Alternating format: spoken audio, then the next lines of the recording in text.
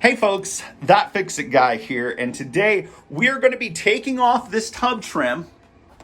We're going to be removing all this shark bite / PEX plumbing in here, and we're going to be cutting off and capping these copper lines. So come along, let's get to fixing. First thing we're going to take off is the trim to the shower valve, and remember, it's this discussion right here. You just pop this apart.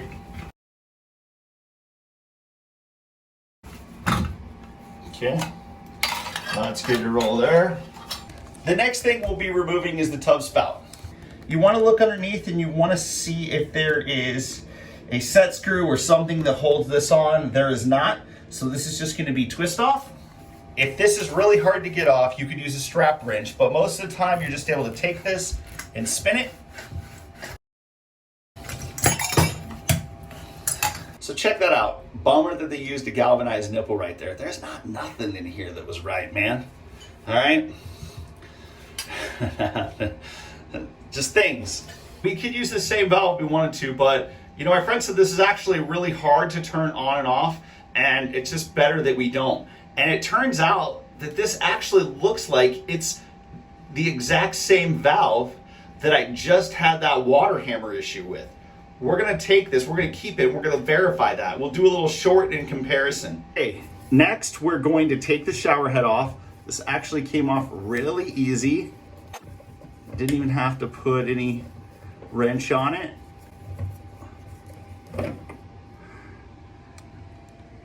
Oh, and check that out. This was definitely not the optimal shower.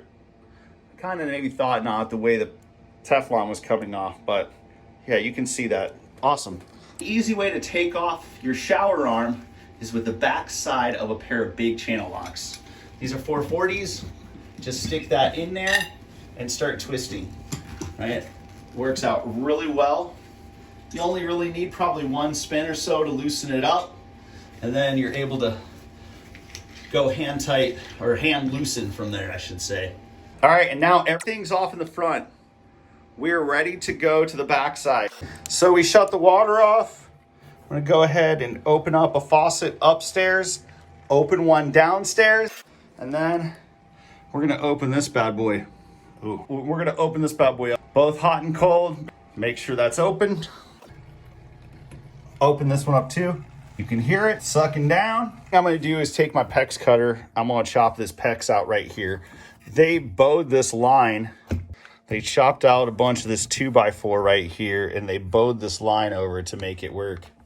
So we'll just cut it right there and get that back to maybe where it's supposed to be. Okay.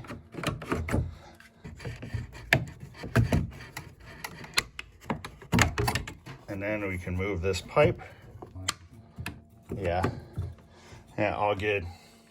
We're gonna take this 2x4, we're gonna take this 2x4, and we're gonna take this 2x4 out.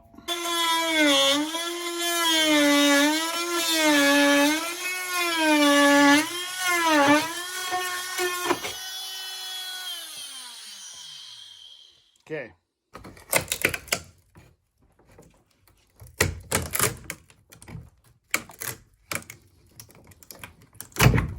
Okay. Yeah, it's just jacked up, dude. There we go. All right. We can get that bad boy out of there. That's not a deal. Okay, so that piece is out. Always make sure you're aware of where your wires are at, where everything is. Like this one right here, I'm cutting from the bottom side. I'm not chancing it. Okay, only one of those was in. So now that's popped out. We're gonna have to get that nail out of there. Get that out of there. Okay.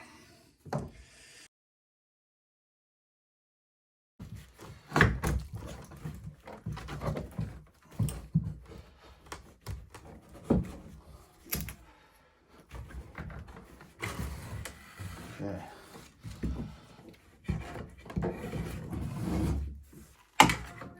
Okay, there we go.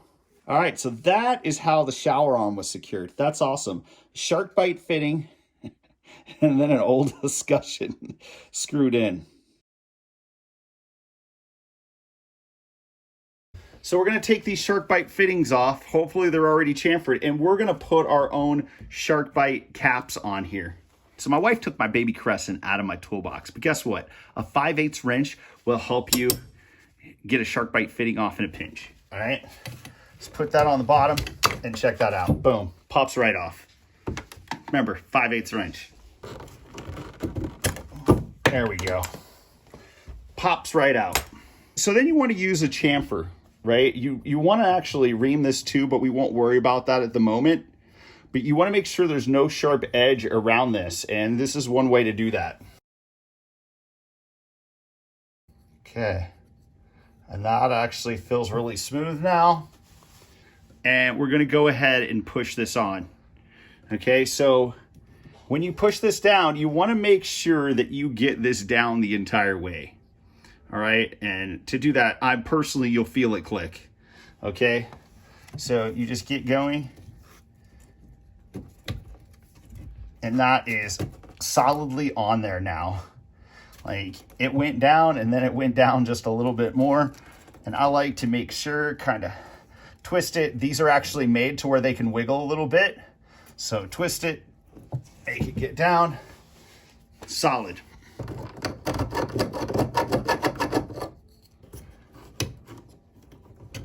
And then there we go. It's definitely popped down. You can feel, like, really make sure that you give it a good push and you've got it on there solid. Okay, you'll be able to tell that. I promise that once you feel it click down a little bit and then you give it another push and it goes down, you can tell this is the whole way in. Hey Ben, you want to go ahead and open the water? So you hear it slowly opening. We got some water filling. We got some water upstairs. Let's go make sure our fittings aren't blowing apart. Good to go there. Good to go there. Getting all the air out of the lines. All right, so we'll shut that down. Good to go. I really hope you folks enjoyed seeing the demo of this project and finding little gems like this, and then capping it off and preparing to put a new valve in. All right, we had a couple hiccups. That's what happens sometimes when you're doing these type of things. And guess what? There's another video coming. I promise. I'm not stringing you along here. Things happen. This is real life. I really hope you folks are enjoying the videos. Please subscribe, click the like button. We really hope you keep coming back, and especially to see the finished product of this. It really is going to turn out awesome. Thank you very much, and we'll see you again real soon.